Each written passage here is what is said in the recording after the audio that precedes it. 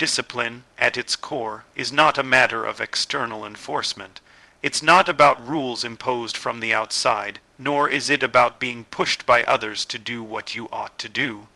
True discipline, the kind that leads to real, lasting achievement, begins quietly, powerfully, and consistently in the mind. It is not loud, it does not announce itself with fanfare, but it governs the direction of your life more than any other force. When we observe the successful, we often see the outward signs, the polished results, the completed projects, the well-ordered routines. But what we don't see is the mental conditioning behind those results. We don't see the battle that took place in the quiet moments when no one else was watching, when the individual chose to think a productive thought instead of a destructive one, when they chose focus over distraction, intention over impulse. That is where discipline lives. Not on the surface, but deep in the mind, where thought becomes habit, and habit becomes destiny. The untrained mind is like a wild horse, pulling in every direction. It reacts, it hesitates, it seeks comfort, and avoids effort. And when we allow it to remain untrained, we find ourselves living in a state of internal contradiction. We may desire greatness, yet act out of weakness. We may long for growth, yet sabotage ourselves with inconsistency. Why? Because the mind, left untended, follows the path of least resistance, but the trained mind, the disciplined mind, is entirely different. It doesn't wait for conditions to be perfect. It doesn't depend on motivation to act. It operates from commitment. It functions according to values, not moods. When you train your mind to lead, your emotions will follow, and when your emotions follow your thoughts, rather than the other way around, you become a force that is no longer swayed by circumstance.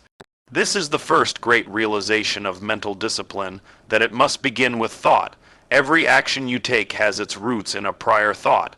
If you want to change what you do, you must first change how you think. You must become acutely aware of your mental patterns, those unconscious loops that run day after day. Are they serving you, or are they sabotaging you? Are they aligned with your goals, or are they undermining them? The average person thinks in reaction to life.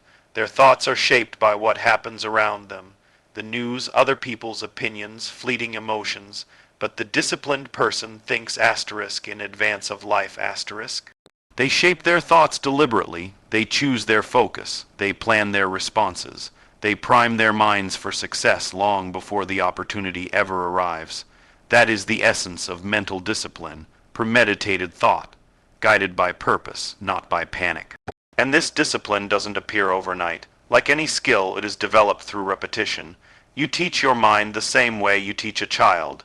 Gently, consistently, firmly. You do it when it's easy, and especially when it's not.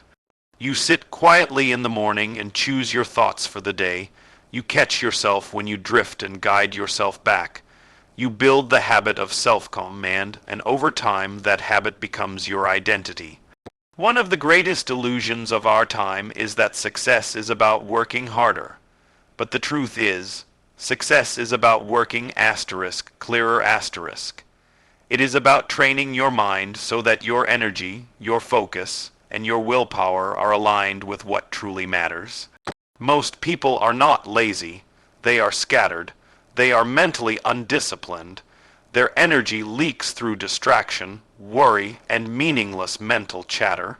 But once you take control of your mind, once you bring your attention under discipline, you can accomplish in months what others struggle to complete in years.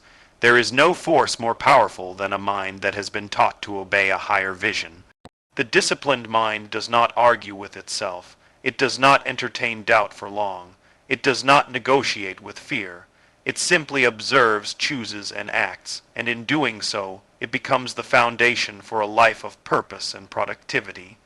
Every day, you are given the chance to train your mind, to feed it with strong, clear thoughts, to reject the noise and choose clarity, to remember that you are not the victim of your thoughts. You are their master. And mastery begins with awareness, so I ask you now, as you sit here listening, to reflect deeply. Are your thoughts leading you toward the life you desire, or away from it?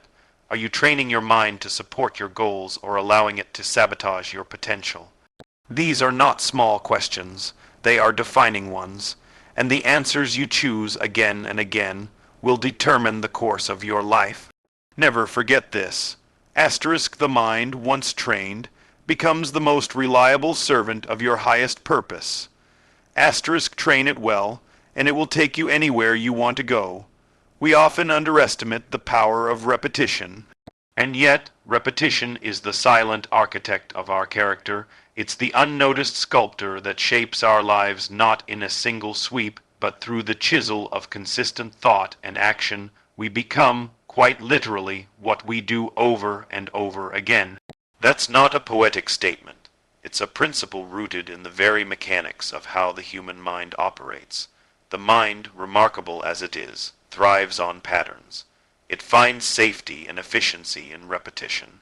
What we repeat becomes familiar, and what is familiar becomes accepted, even if it's false, even if it's harmful.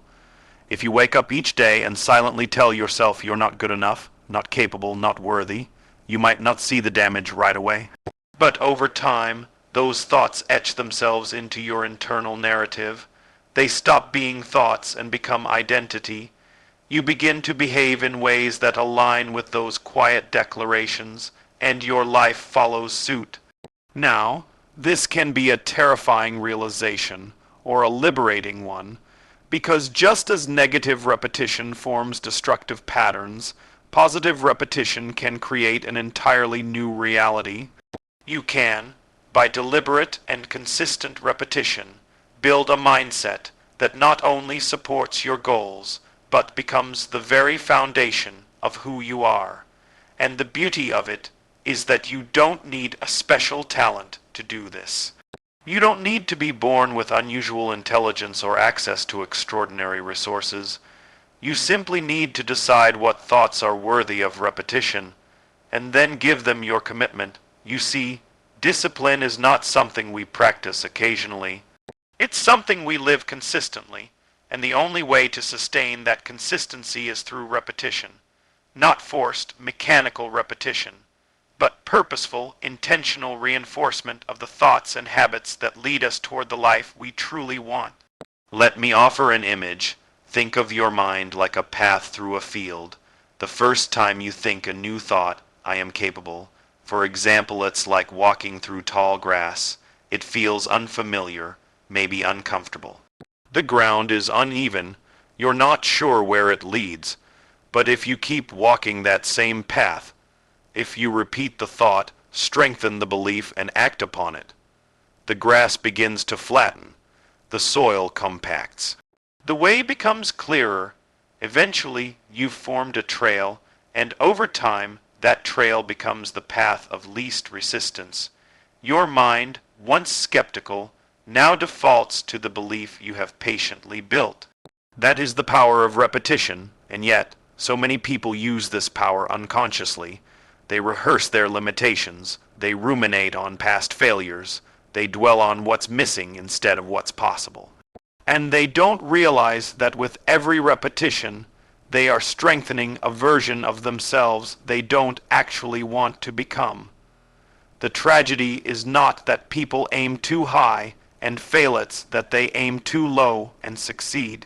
But you, if you're willing, can use repetition to build something extraordinary. You can teach your mind to default to strength, to clarity, to action. You can reinforce values instead of fears, purpose instead of confusion. And the process begins by identifying what you want to believe about yourself, and then living that belief as if it were already true. Now, this doesn't mean pretending. It doesn't mean chanting empty affirmations. It means rehearsing the truth with conviction. It means waking up and deliberately choosing to think thoughts that align with your vision. It means reminding yourself of your goals, your values, and your direction, again and again, until your mind begins to believe them not just intellectually, but instinctively. And when that happens, something remarkable takes place. You begin to act differently.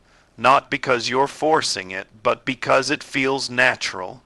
You begin to speak with more confidence, take bolder steps, pursue greater challenges, not because you've suddenly changed overnight, but because you've spent enough time rehearsing the mindset of a person who does those things. This is why mental discipline and repetition go hand in hand. One sustains the other. Discipline gives repetition its structure, repetition gives discipline its strength, and together they reshape not just what you do, but who you are. So let me ask you this: what are you repeating today? What thoughts have you allowed to take root through sheer exposure?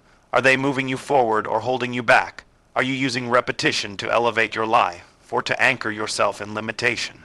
You don't need to wait for the perfect moment to begin. You don't need to be flawless in your execution. You only need to be consistent. Start with one thought, one behavior, one belief that reflects your highest vision of yourself. Repeat it, feed it, live it, and let time do its work, because the truth is this. Asterisk, the future belongs to those who train their minds to repeat what matters most. Asterisk, there is a common misconception that greatness is built in grand gestures, in sweeping decisions, or massive turning points. But the truth, the deeper truth, is far more subtle. It is in the small acts of control, the tiny moments of decision that no one else notices. That's where real mental strength is formed. It's not when you win the race or close the deal or stand on the podium. It's in the quiet, private choices you make long before that. Each time you do what needs to be done, especially when you don't feel like it, you strengthen a deeper part of yourself. You train your mind to obey something greater than mood. You align yourself not with how you feel in the moment, but with who you want to become. It's a humbling and empowering truth, because it tells us that power is always within reach. You don't need a perfect environment, a special circumstance, or extraordinary motivation. All you need is the willingness to take control in the moments that feel ordinary, even insignificant. Because those moments, those choices to act with intention rather than impulse are where discipline lives. You might be tempted to dismiss these small acts. You might think, it's just one day missed, or just this once won't hurt, or I'll try again when I feel more up to it. But each of those thoughts is a vote, one way or the other. You're either casting a vote for strength or for stagnation. The mind is always watching, always recording, and what you tolerate repeatedly, you teach yourself to accept. What you reinforce, you become. It's easy to act when you're inspired. It's easy to make promises when the air is electric with possibility. But mental discipline isn't about doing what's easy. It's about doing what's necessary, especially when your emotions resist. It's in those moments when every part of you wants to take the path of least resistance and you choose otherwise that your character is built.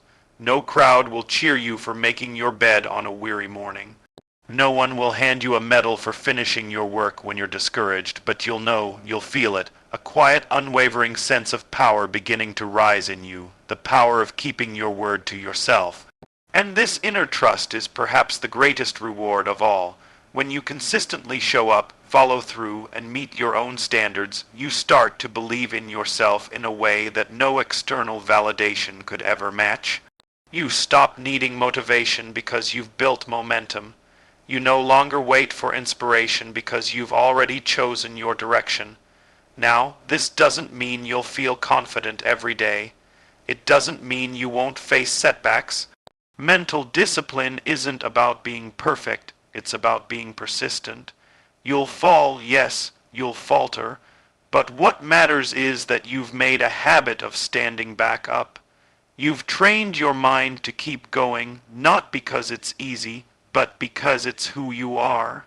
Every time you choose structure over chaos, intention over distraction, courage over comfort, you reinforce a new identity, and that identity, like a muscle, grows stronger with use. Before long, you stop needing to push so hard because it becomes your default way of being. What once felt difficult begins to feel natural. What once required effort begins to flow. That is the quiet magic of discipline. It transforms the extraordinary into the expected. Now think about your own life. Where are you letting mood dictate your effort? Where are you delaying action in the hope that motivation will one day arrive? Where are you letting small excuses chip away at your long-term vision? These aren't questions to shame you. They're invitations to awareness, because the very moment you recognize the pattern, you're given the power to change it. And here's the beautiful part. Change doesn't require a massive overhaul. It doesn't require perfection. It just requires the next right choice. One small act of control today leads to another tomorrow.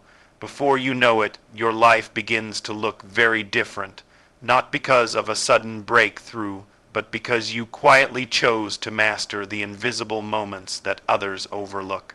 It's in those moments, when no one is watching, when nothing is glamorous, when you feel tired, uncertain, or unmotivated, that you have the greatest opportunity, the opportunity to tell yourself the truth.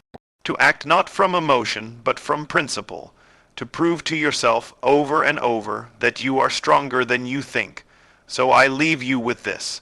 Asterisk, every small decision made in discipline echoes far beyond the moment. It becomes a brick in the foundation of the life you're building. Lay them with care, and you can build anything you dare to dream. Asterisk, if there is one thing I've observed over the years, through thousands of stories, successes, and failures, it's that discipline cannot flourish in a mind without direction. You see, a mind without a goal is like a ship without a rudder. It drifts, it wanders, it gets lost at sea. It doesn't matter how strong the sails are or how determined the crew might be.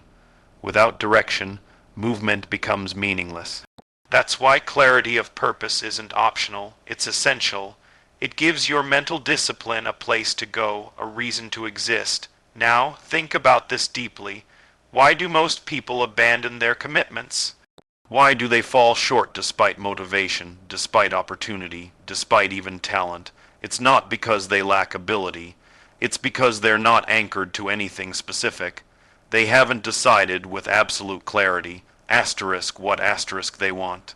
And because they are unsure of the destination, every distraction becomes a temptation, and every obstacle becomes an excuse. The disciplined mind thrives on clarity. It needs something to aim at. When your purpose is clear, when it's vivid, when it's emotionally charged, discipline becomes less of a struggle and more of a natural expression. You no longer have to push yourself through each day. The purpose itself begins to pull you. It becomes the compass, the filter, the measuring stick by which every decision is weighed. You see, one of the reasons people suffer from inconsistency is because their goals are vague. They say things like, I want to be successful, or I want to live a better life. But what does that mean? What does it look like in real, specific terms? What does success mean to asterisk you asterisk? What kind of life exactly are you trying to build? These aren't just intellectual questions. They are foundational, because the mind can only organize itself effectively around what it understands. And if your vision is blurry, your discipline will be weak.